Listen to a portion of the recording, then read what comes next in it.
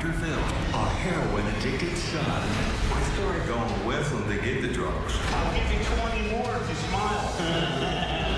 You're yucking it up with the drug dealer?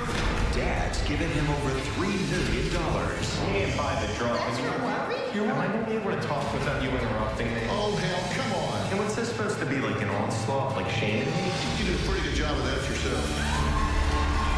Let's do it. Here we go. This is a safe place to talk about hard things. Stand by. We'll count you down.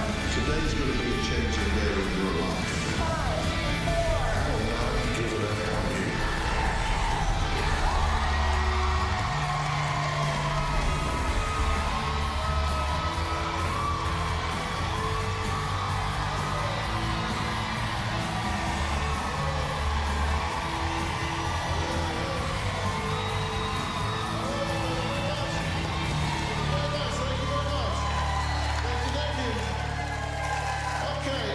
Start out by taking a look at these two vehicles. You want to know the story behind these mashed up, crashed up luxury cars? Yes. Well, they were the result of 2 overdoses while my guest Jerry Jr. was driving them. Now, his father Jerry Sr. says he has spent not 1, not 2, but $3 million. That's right, you heard me, $3 million on his son, claiming the money is needed to save his life. Now, Dad says his life-saving measures consist of spending hundreds of thousands of dollars on high-end vehicles like BMWs and Mercedes because they're safer for Jerry Jr. to drive while he's high. Dad also admits spending tens of thousands of dollars on attorneys to keep his son from facing years behind bars. He even, and you will not believe this, drives his son to buy drugs and then allows him to shoot up heroin and crack right in front of him. Now, stepmother Patty and sister Christina both insist Jerry Sr.'s enabling is not only crippling Jerry Jr., but actually helping him kill himself. Take a look. I can't watch it. I don't like watching. I can't watch it. My husband's enabling has basically crippled and disabled his son. If my brother didn't have my dad's money, his addiction wouldn't be as bad as it is now. My stepson thinks his father is his private personal servant, chauffeur, and ATM machine. My dad has paid off all of his credit cards, including a cash advance fee of $140,000. He's paid for his high-rise apartments. He's paid for cars, everything. My husband has easily given him over $1 million. Hey, it's not a good situation. My brother has told me that he smoked crack in front of my father. I swear to God, you just made the cops drive down there. You get it or not? No, why the hell was I supposed to get it? My dad has picked my brother up from multiple places in town where he was getting drugs at the time.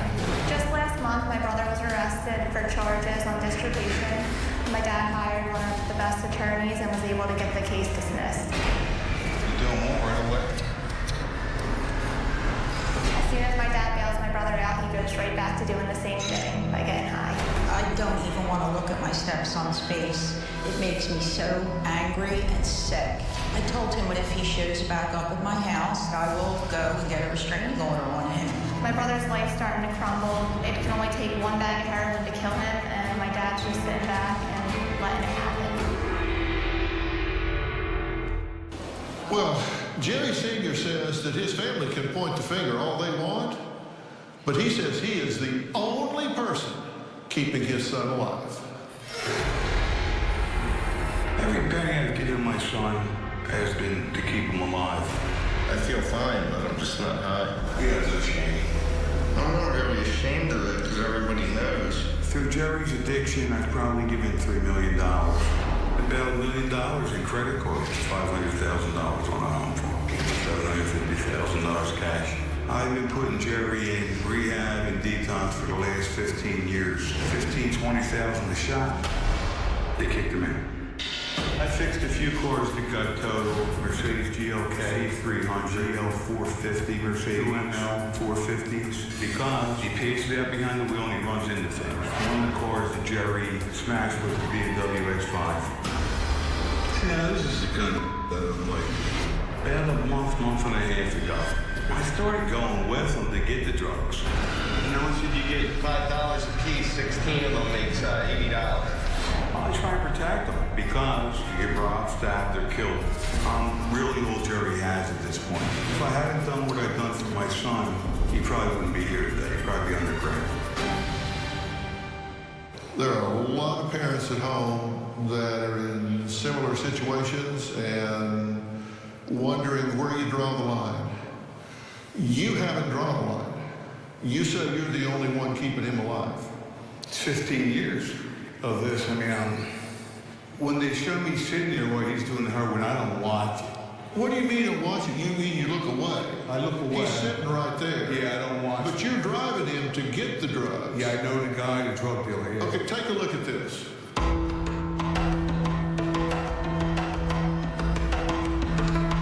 Shadow baby, what's going on? What's that? You give me another one? Yeah, can you get it? How long will it take? Huh? How much you charging the bundle? 100. How many are here? You have one there. How many of them? 10? Okay. That's the first time you ever looked down. Yeah, give me the other one. Yeah, get the other one. First time you're not giving me 10. Yeah, Pops ain't afraid. What are you afraid of? I'll give you 20 more if you smile. I want to do a few bags right now.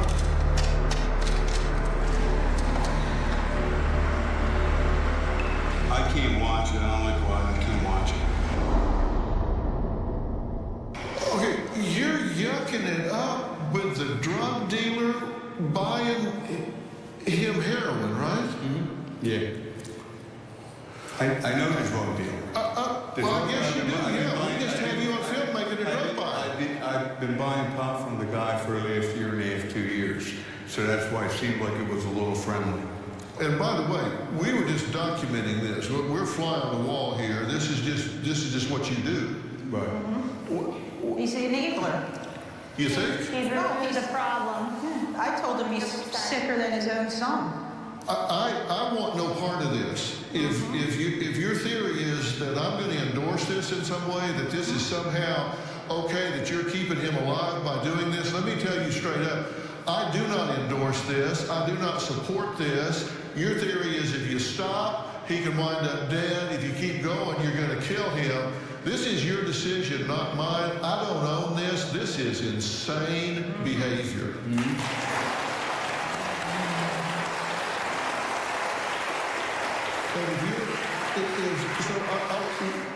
Do you know that this is insane behavior? Absolutely.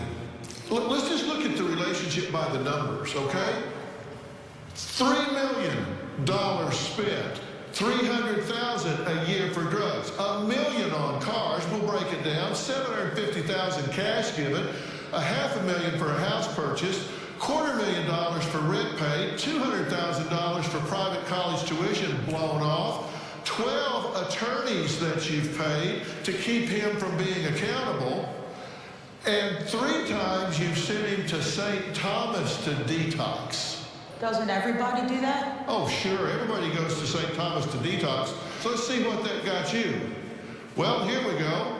20 are the bags of heroin he does a day, 8 to 10 crack rocks a day, 12 hours before he withdraws. He's had 5 drug overdoses, 4 where he's had to be resuscitated, 3 of the overdoses while he was driving, 20 DUI accidents, 3 DUI arrests, 1 insurance fraud, 20 unsuccessful rehabs, 8 drug-related arrests.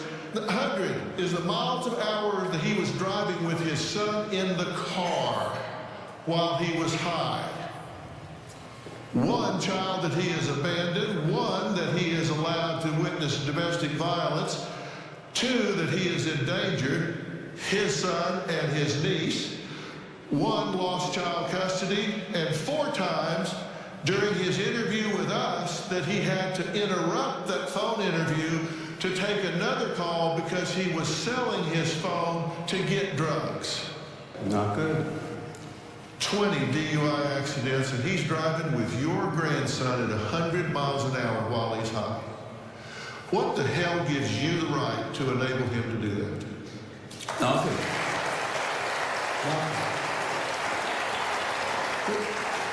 What have you been doing while this is going on? Why are you not calling the police? Why are you not calling Child Protective Services? Why are you people allowing this to happen? I've been begging him to stop, one, and two, my mother has primary custody of my nephew right now. So, from driving with his toddler son in the car while high on drugs to shooting heroin before attending his grandfather's funeral, Jerry Jr. says he's reached a point where he has no shame and he's just no longer afraid to die. Well, we're going to meet him after the break.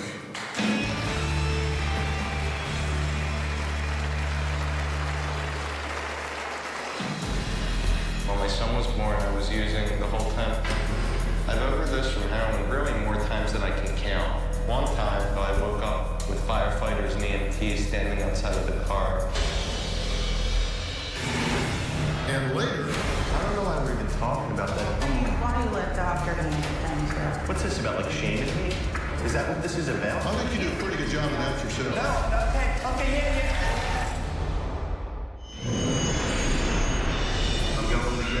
crack cocaine right now. I'm gonna have my dad park up somewhere, and I'm just gonna hop out real quick, and hopefully I make it back without getting locked up. I need the money, Dad. Take the money and give me back for it. I don't know if they're gonna be changed.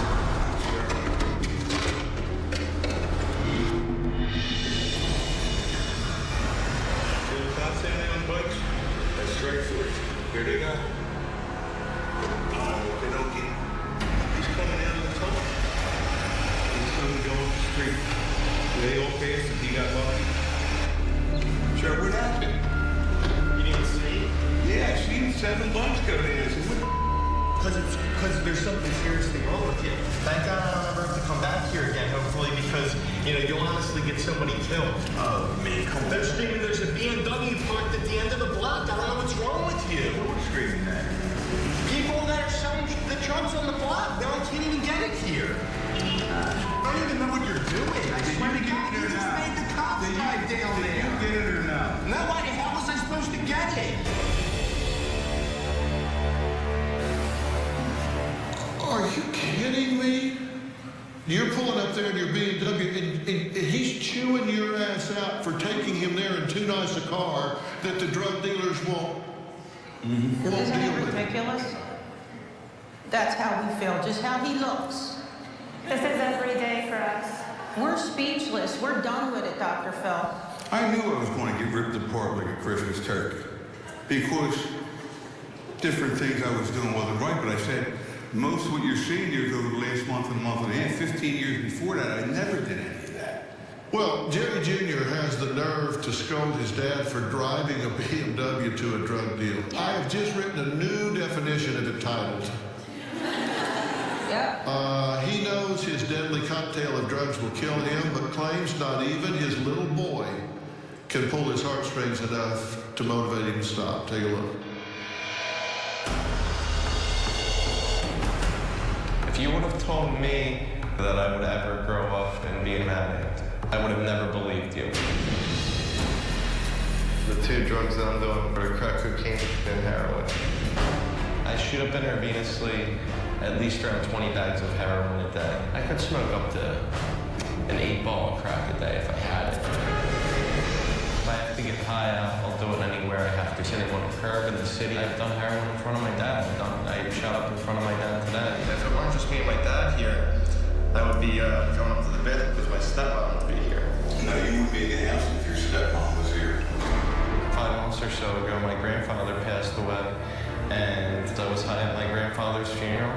When my son was born, I was using the whole time. I had my friend drop off Oxycontin at the hospital, and I'm in the bathroom and snorted it. I've overdosed from heroin really more times than I can count. At least 5 or 6 times I've overdosed and had to be revived with Narcan.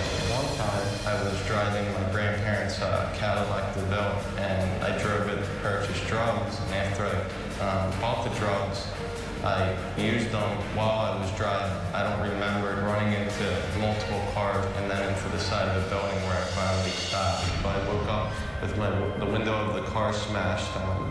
with firefighters and EMTs standing outside of the car. And they had to break that window so that they could administer Narcan.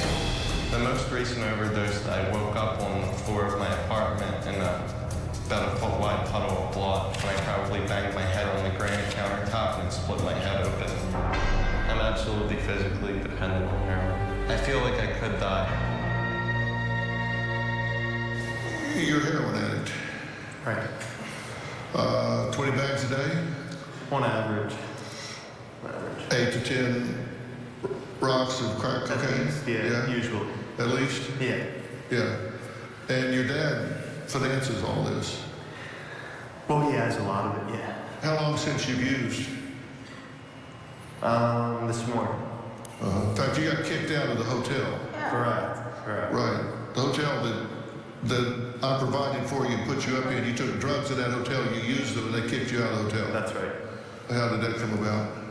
I'm not sure. I don't know if it was something that was set up by the show where they were Doing their job, cleaning the room. We don't have to set anything up. The cleaning crew came in, was cleaning the room, and found the coffin. You set yourself up and They probably came in during the day, Jared. Cut it out. I'm curious crazy.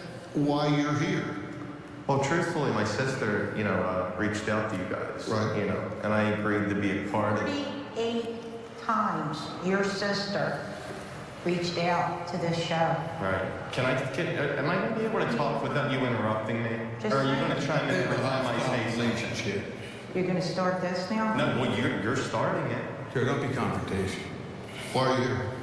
I'm truly tired, you know what I mean? I'm worn down. I'm ready to stop. This is a relief to be here for me. That's the truth. I mean, nobody's more exhausted from this than me. Let's take a break. From stealing change from his son's piggy bank to committing insurance fraud with the help of dear old dad, Jerry Jr. admits that he's been where he'll do just about anything to score money for drugs. We'll talk about that after the break.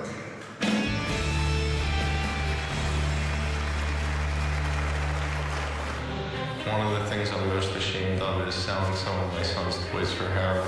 I committed insurance fraud, and I filed a claim under my dad's insurance policy. I'd say my dad's a pretty easy target. And later... Let me save you some time and trouble.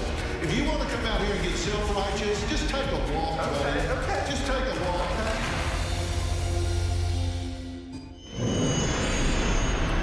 I'm willing to do just about anything to get drugs, including stealing from my own family. I have stolen from my grandmother. Sometimes I would spend all my money on drugs, and I would even have to steal food from different convenience stores. One of the things I'm most ashamed of is selling some of my son's toys for heroin. In the past 3 to 6 months, I spent around $150,000 or more on drugs. Different times I've made deals with some of my drug dealers that if I could recommend new customers to them, they would give me some drugs for free as a finder's fee. One time, I was robbed for $10,000 at gunpoint, trying to make a drug purchase. I thought of an idea that I could smash the windows of my brand new Mercedes SUV and make a fraudulent insurance claim for possessions. I filed the claim under my dad's insurance policy. I'd say my dad's a pretty easy target. My dad loves me. Okay, so you vandalized your own car. Correct. And then turned it in on insurance and got the money. That's right. I don't know why we're even talking about that here, because I have a professional license where insurance fraud, I can face serious repercussions. Back in 2004, come on. Why do you let doctor handle things here? And you have a referral plan with your drug dealers, so if you bring them new customers, they'll give you free drugs. That's happened, yeah, before. I've done it. And you say your dad's the only one that'll help you. Do you think he's helping you? I think if things hadn't played out the way they played out, I'd probably be dead. I don't think I'd be here. I think the main thing is I'm still here breathing right now. And a lot of what you saw there, these types of things with me using drugs in front of my dad, or my dad taking me to do it, there's no excuse for it, and it's never right. But, that's just something that has happened the past few weeks. That hasn't been the past 10 years. So would you say this is spiraling down? It's spiraling down, yeah. We're reaching the bitter ends of this, I feel. It's going to end one way or another, either me dead or, getting help. You seem to have had about 20 accidents while you were high. Probably close to, probably somewhere around there, yeah. Yeah. And you've driven with your son in the car at 100 miles an hour high. I have. I'm not proud of that, of course. So how is that helping your son? That's not. You've empowered him to do that. You bought the drugs that he took when he put his child in the car and drove 100 miles an hour. Not necessarily. I didn't know hell, that. I didn't know that. What's this supposed to be, like an onslaught, like shaming me? Is that what this is about? I think you do a pretty good job of that yourself. No, okay, yeah. I'll give you that. Listen, I'll give you that. You got the ball head bull here. I tell You got Tommy here. Whoa. Let me save you some time and trouble. If you want to come out here and get self-righteous, just take a walk, buddy. Okay. Just take a walk. Because I ain't listening to it. Okay. You think you want to come out here and play that with me? You are talking to the wrong guy, buddy. That is a sad attempt to deflect. You've never allowed him to be accountable. You've never allowed him. You hire lawyers to get him out of trouble. You allow him to commit fraud. You allow him to buy drugs. You drive him over there. When he gets in trouble, you get a lawyer to get him out of it. You don't let him deal with the circumstances and the situation. I'm my own person. So he becomes entitled. I got the addiction. He doesn't. Is it too late for you? I hope not. If someone gave me a choice right now, you have to live the rest of your life as it is right now or die. I'd rather die. My stepson spends more time with drugs, drug pushers, drug users, and druggy friends, way more than with his own son. Most of the time, my brother's high around his own son or he's withdrawing off drugs. While my nephew was an infant, my brother literally hid drugs in his car seat. My brother's thinking was if he was pulled over, the cops wouldn't search the car seat for the drugs. On the day of my nephew's baptism, we're headed to the church and my brother's going over 100 miles per hour in the car with my nephew in it. He was high on oxys. One time, my stepson had taken his son to the zoo, spent half the time nodding out, drifting out, holding onto railings. When they left the zoo, he was high as a kite. Then he flew over 100 miles an hour with his son in the car. It makes the hair on my back stand up. It is absolutely terrifying. I think my grandson's better off without his dad. My stepson definitely needs to man up and get his act straight. Can you remember the time before you did drugs that was the happiest time in your life?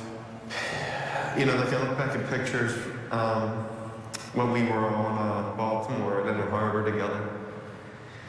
You know, and I remember back then, you know, like that was when my dad and Patty first met. And, you know, like I didn't have to do that to be happy. I didn't have to do that to get through the day, you know. I have to wake up and I have to do this now before I can do anything else. It's you know, being a slave to something. It's hard, you know.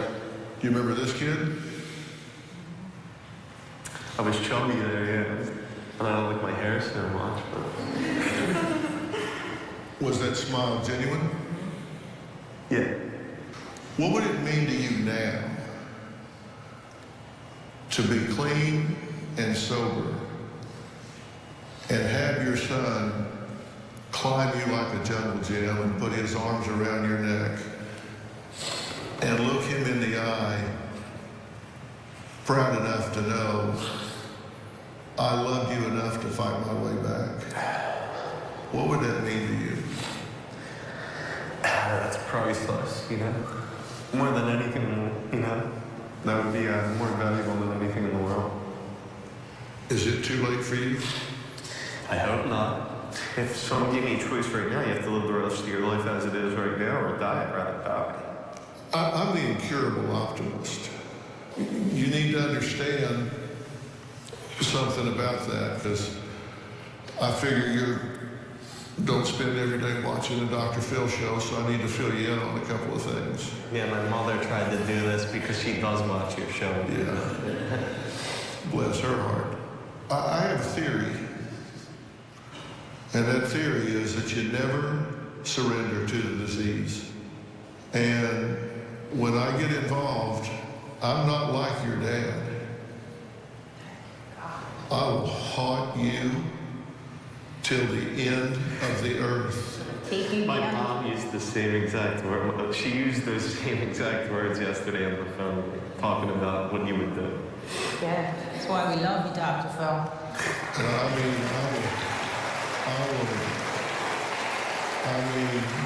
I will put your ass in jail. I will put your ass under the jail. I will do whatever it takes.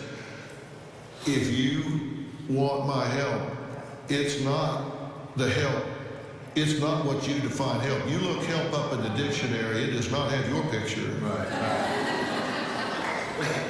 If we take the steps to help this young man, to help the father of your grandson, and he hits a rough spot, and you step in there and sabotage what I'm doing, I am your worst nightmare.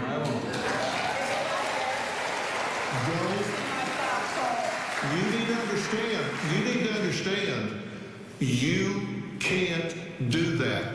You need to be done enabling this young man right now, or I don't even start. Because I'm not going to fight for him and against you. Right. I won't do it. Amen, Dr. Phil. Amen. Anybody can be a star in rehab. The problem is transitioning back into the real world. And to bridge that gap, I have actually created a virtual reality experience.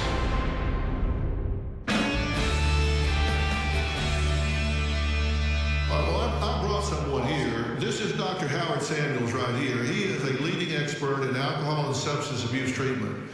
And Dr. Samuels is also the founder of the Hills Treatment Center, which offers a coalition of really the finest minds in research, while including services for coexisting disorders. And I'm talking about dual diagnosis. Doctor, you've been listening to this whole thing. This is a tailor-made challenge for you, true? Absolutely. And let me explain something. You know, I'm a recovering heroin junkie. And the only thing that saved me was my family stopped enabling me. Okay?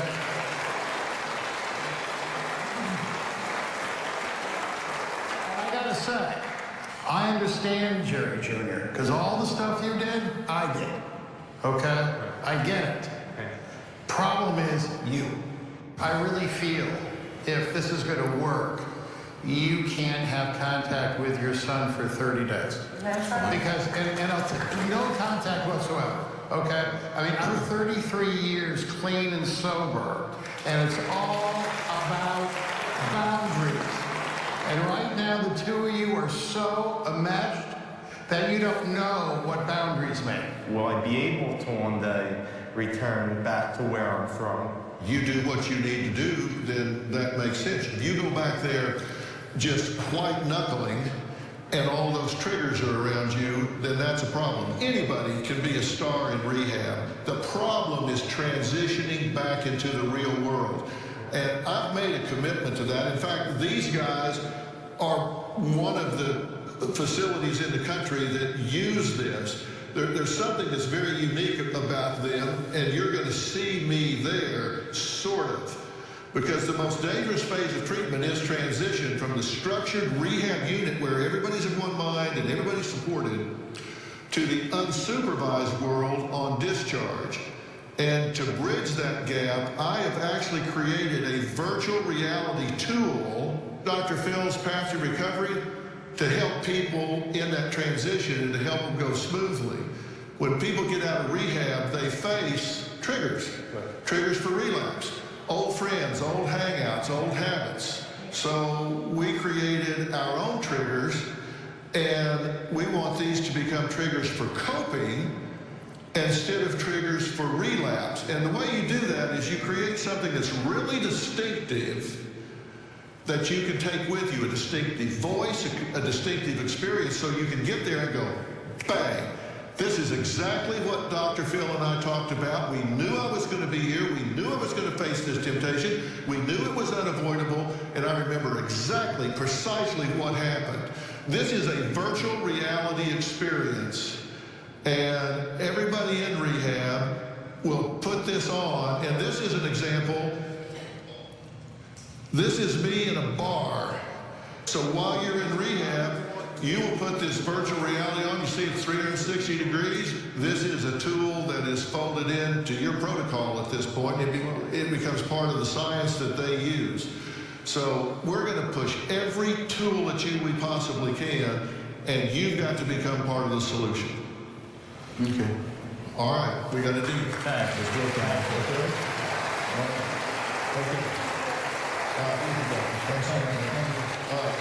Next, the groundbreaking and captivating new show that brings breaking news, exclusive stories, and viral videos straight from the web to your television screens. And it starts today. We'll talk about it after the break. The #1 show in daytime is taping now. All we need is you. You're going to be in the Los Angeles area and want to watch a live taping of the Dr. Phil Show? Call 323-461-PHIL or visit drphil.com. Tickets are free, and I hope to see you soon.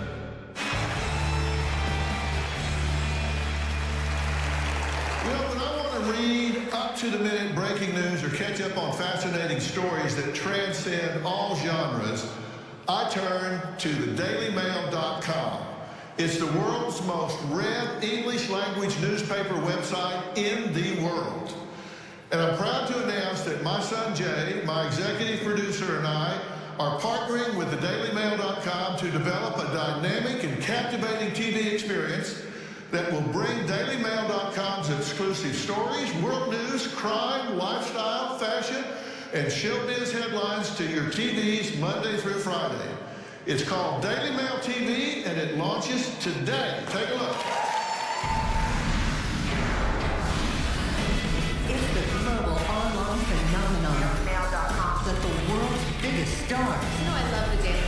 and newsmakers can't stop talking about. Daily Mail, which is, of course, our Bible. One of my favorite websites, the Daily Mail. I love the Daily Mail. Now, one of the biggest online sources is coming to television. Hey everyone, I'm your host Jesse Palmer, and right now I'm standing inside the Daily Mail New York offices. Let me tell you, it is a massive 24/7 news gathering machine, and all of this is coming to your living room this fall, September 18th to be exact. Welcome back to Daily Mail TV. You know there are over 13,000 photos and videos hit dailymail.com every day. If I had to sum up Daily Mail TV in one word, it would be addictive. The car in Times Square where a gentleman had run over a lot of people, and we immediately started live streaming an interview with him on Facebook. Okay, we're going to get you out there, okay? Daily Mail loves true crime. We love celebrity. We're fascinated by their entire world and everything in it. What they're wearing, who they're dating.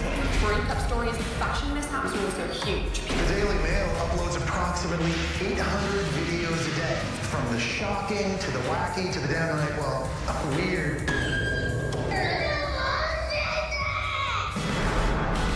Daily Mail TV, coming to your living room, and I can't wait. Well, please give a warm welcome to the host of Daily Mail TV, Jesse Palmer.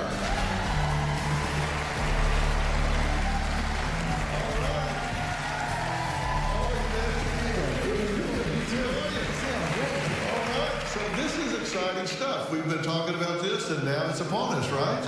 I'm so excited about this, just like you.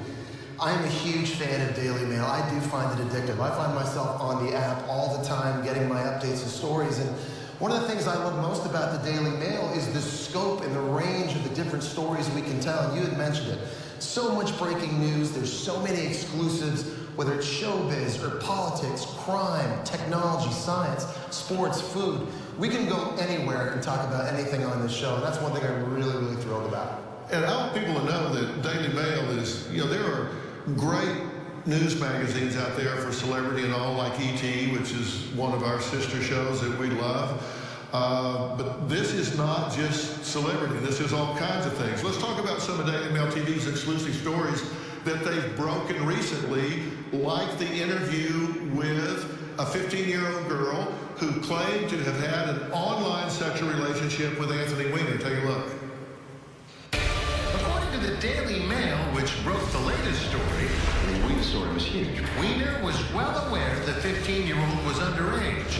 We had to find out who the girl was, We had to go to see her to determine if this was true. You would pretend like he was a teacher or I was a student. At the time, he was still married to Uma, who worked for Hillary Clinton. So we knew it was a political story. Obviously, what we didn't realise was that it would cause the FBI to reopen the whole Hillary email controversy. What the Daily Mail is reporting tonight may be far more serious than his previous scandals because of the alleged age of the girl he was sexting. And you notice all these other people talking about it. Daily Mail breaks these stories, and then you see them on the morning shows and the other news magazines, but Daily Mail breaks them. No, they do, and that story in particular is very interesting because the Daily Mail, they worked on that story for months, and they had to be really careful because they knew the potential ramifications that story would have. You gotta cross your T's and dot your I's, and when they finally revealed September last year that they'd been having that sexual online relationship with a 15-year-old girl, that went from just being a scandal, and that bled into politics all of a sudden. Then FBI Director James Comey, as you heard, reopened the Hillary Clinton email investigation, which may have had an impact on the 2016 presidential election. So a very, very impactful story and a great piece of journalism by the Daily Mail. Yeah, and this is probably the first time a TV show has ever started with this kind of infrastructure because, as you say, the website files like 1,000 stories a day, has a couple of thousand reporters all around the globe, and you're going to have studios in LA, New York, London, Sydney. It's fast and furious, and that's one of the things I love about the format of this show. We're going to have guests live with us in New York City, but again, we've got people in New York, on the White House lawn in Washington, D.C., in LA, in London, in Sydney, and we're literally going around the world to bring these stories to our viewers and all. Fast and furious. Daily Mail also covers showbiz like no other, even obtaining exclusive photos of entertainer Richard Simmons, who was photographed for the first time in 3 years after returning from the hospital. And he seemingly vanished from the public eye, right? This is one of those really strange celebrity mysteries that we've seen really in the last couple of years. Nobody had seen Richard Simmons for 3 years. The Daily Mail gets these exclusive photos of him. As those photos came out, he went back to social media, reached out to his fans, thanked them for all his well wishes. And I'll just say right now, I would love to have Richard Simmons on our show to tell everybody around the world and all his fans how he's doing and catch up with them. Exclusives are Daily Mail's TV business, and their launch week, which starts today, is going to be just chock full of them. Take a look. It's the premiere of Daily Mail TV. Prince Harry's girlfriend, Meghan Markle, her brother speaks out. I would describe my family as a cross between Married with Children and Dexter. From humble beginnings to rubbing elbows with royalty. It is very crazy that my sister could be a princess. I do want her to come to my bachelor party. I have to throw him a really good one, but I haven't heard back yet. It's a Daily Mail TV exclusive. Plus, the California supermom kidnapped while jogging. She's been living like a recluse, but we have the first sighting. And then, if you thought Leah Remini's Scientology expose was explosive, we have the latest escaping from the celebrity church. This just in. Why Tori Spelling is shopping at a garage sale. Daily Mail TV. Talk about a headline. Always updated, always there, everywhere. So, nice work, Jesse. You do not want to miss that. Next, one of my favorite parts of Daily Mail TV is their viral videos. You've got to see what I'm talking about next.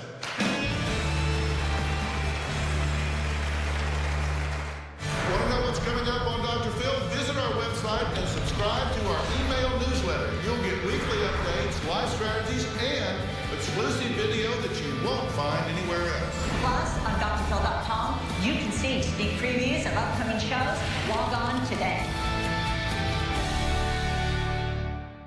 What if there was a place you could watch exclusive breaking news stories, get all the latest fashion and showbiz buzz with a click of your remote? Well, DailyMail.com, the world's most read English language website, has become Daily Mail TV, hosted by none other than Jesse Palmer. Now, one of my favorite parts of Daily Mail are those wacky viral videos they find. So what's this one? So the father decides to use a leaf blower to propel the kid on his tricycle. So watch this. Ingenuity at its finest.